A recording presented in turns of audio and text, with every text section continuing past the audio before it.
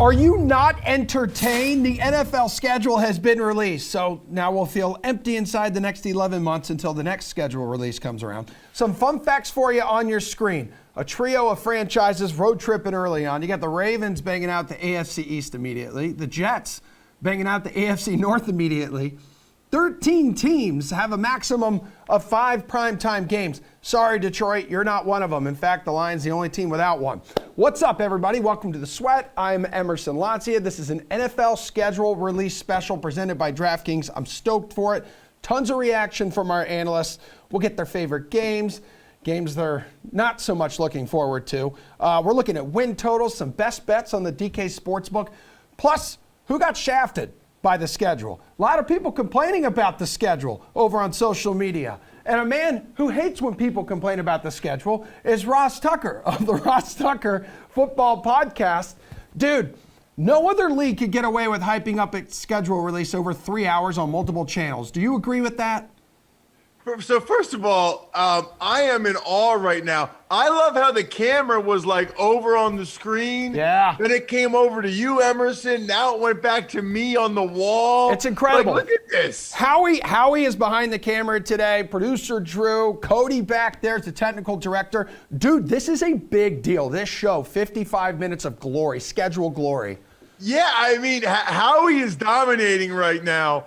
I got to tell you, it is hilarious to me that the schedule this year, it was not a 3-hour special, bro. It's been like 2 weeks. Yeah. Last Tuesday was like the international game day. And then Thursday was Amazon announced their first game. Then this week it was like every day a different game trickled out. I can't wait for next year. Next year, they're gonna, as soon as the season ends, they're gonna announce one game at a time until the next season starts. We won't even know till week 1 who everybody's playing because they'll release it. You know what they should do? What? They should release one team schedule every day for 32 days so that every other team's like, oh, well, at least we know December 17th we're playing the Jets or whatever. Yep. It's hilarious to me. Guess what? We all feed into it. We all like it. We're all paying attention to it. So we got nobody to blame but ourselves. During your playing days, you didn't care so much like for the schedule. You look and see when the off days are. You're clearly more excited about it now, though, that you're in the booth.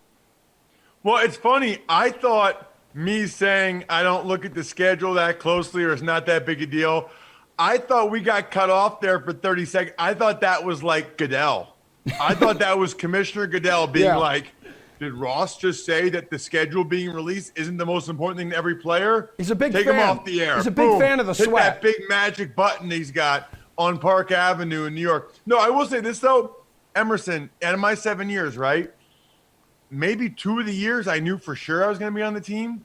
The other 5 years, I was one of 50 to 60 guys just hoping I'd be on the team. You know, there's 30 guys that know they're on the team.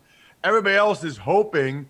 You're not really looking at the schedule that much, man. Like, that's the last thing on your mind is the schedule. You want to make sure you're on the team. Okay. All right. I get that. But where would maybe playing one of those, like, 5 international games, where would that have fallen on your playing days bucket list?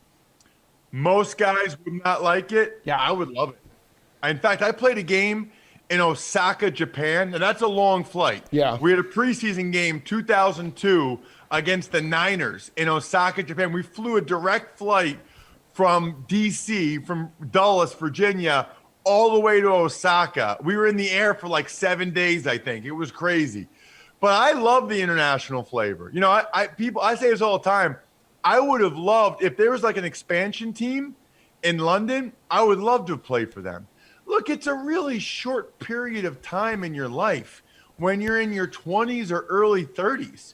Going to London on a year or a 2-year deal, let's do it.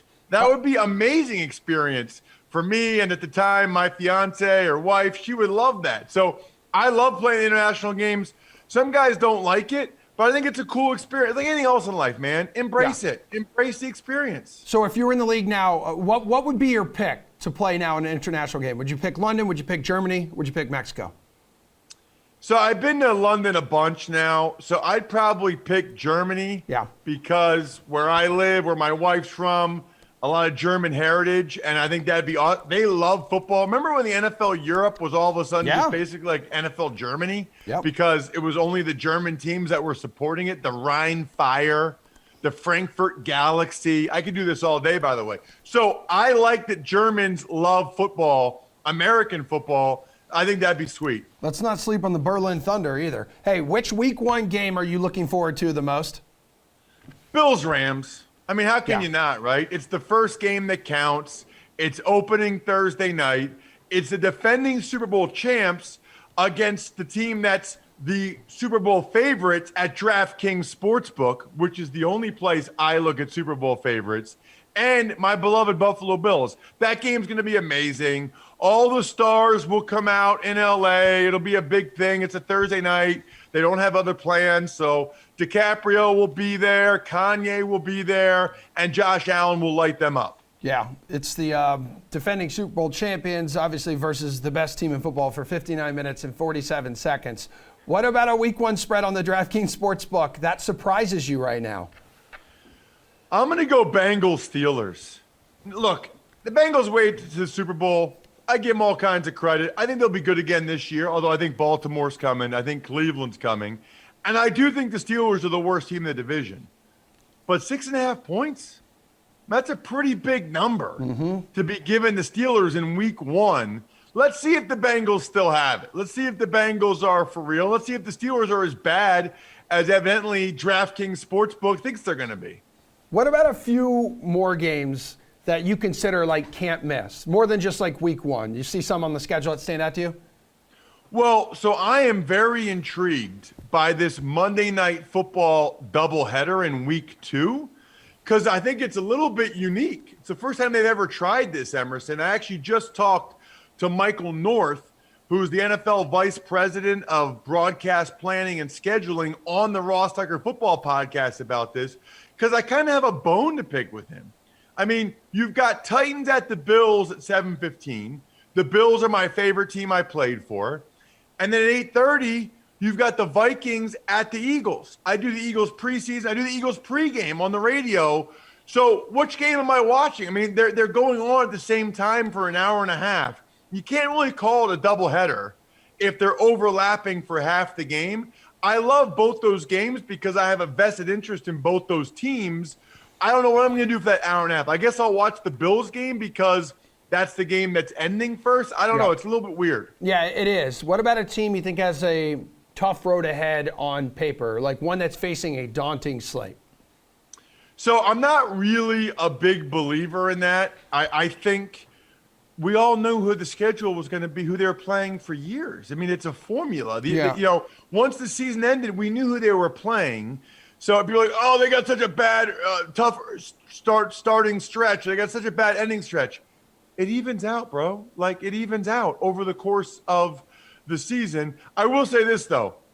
The Jags only have 7 home games out of 17.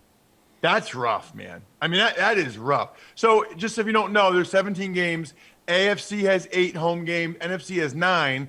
But then the Jags give one of theirs up to play in London. 7 home games out of 17.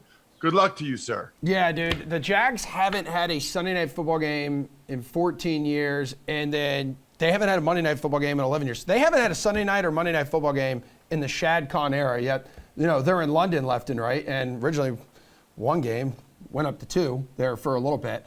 Now that we can see the full schedules for each team, though, dude, let's get a win total. Give me a win total in the DraftKings Sportsbook that you really like here for the upcoming season. Yeah, I like a couple, and we'll go over these again on the Even Money podcast this upcoming week. I like a couple, though. I'm going to go Jags. Their number right now is 6. Emerson.